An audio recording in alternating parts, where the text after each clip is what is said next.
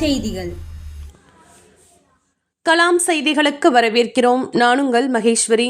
திருச்சி 19வது வார்டுக்கு உட்பட்ட பகுதிகளில் கண்காணிப்பு கேமரா மாமன்ற உறுப்பினர் சாதிக் பாஷா ஏற்பாட்டில் தமிழக பள்ளி கல்வித்துறை அமைச்சர் அன்பில் மகேஷ் பொய்யாமொழி திருக்கரங்களால் திறந்து வைக்கப்பட்டது.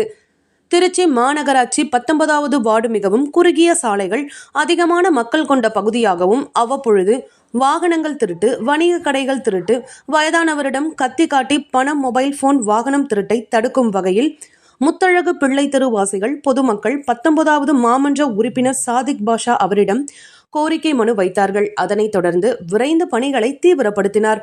நம் கேமராவின் பின்னோக்கி சென்றோம். ஆனால் கேமரா பொருத்தப்படுவது குற்றங்களை தடுக்கவும், பொது ஒழுங்கை கண்காணிக்கவும், போக்குவரத்து நெரிசலை கட்டுப்படுத்தவும் போன்ற பல பயன்களுக்காக மேற்கொள்ளப்படுகிறது. இது குற்றவாளிகளை பிடிப்பதற்கும், பாதுகாப்பு மற்றும் கண்காணிப்பை மேம்படுத்துவதற்கும் உதவுகிறது. மேலும் பொதுமக்களுக்கு பாதுகாப்பான சூழலை உருவாக்குகிறது. இதனுடைய பயன்கள் குற்றங்களை கட்டுப்படுத்துதல் மற்றும் தடுப்பு, சிசிடிவி கேமராக்கள் திருட்டு, சண்டைகள் போன்ற குற்றங்களை தடுக்கவும், குற்றவாளிகளை அடையாளம் காணவும் உதவுகின்றன.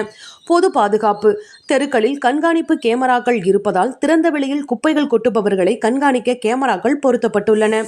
போக்குவரத்து மேலாண்மை, சாலைகளில் கேமராக்கள் பொருத்தப்பட்டு போக்குவரத்து நெரிசலை கட்டுப்படுத்தவும், விதிமீறல்களை கண்காணிக்கவும் பயன்படுத்தப்படுகின்றன. விபத்துகளை கண்டறிதல், விபத்துக்கள் நடக்கும் பொழுது அதன் காரணமாக கண்டறியவும் உதவி செய்யவும் கேமராக்கள் உதவியாக இருக்கின்றன. இது செயல்படும் விதம், வீடியோ கேமராக்களின் உதவியுடன் சிசிடிவியின் செயல்பாடு. இந்த அமைப்புகள் பொதுவாக வரையறுக்கப்பட்ட கணினி திரைகள் மூலம் கண்காணிக்கப்படுகின்றன.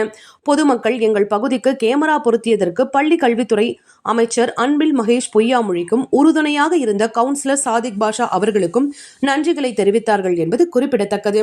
இந்த நிகழ்ச்சியில் மாநகர செயலாளர் மதிவாணன், பகுதி செயலாளர் RG பாபு மற்றும் வட்டக்கழக நிர்வாகிகள், சார்பணி நிர்வாகிகள் மற்றும் பொதுமக்கள் கலந்து கொண்டனர்.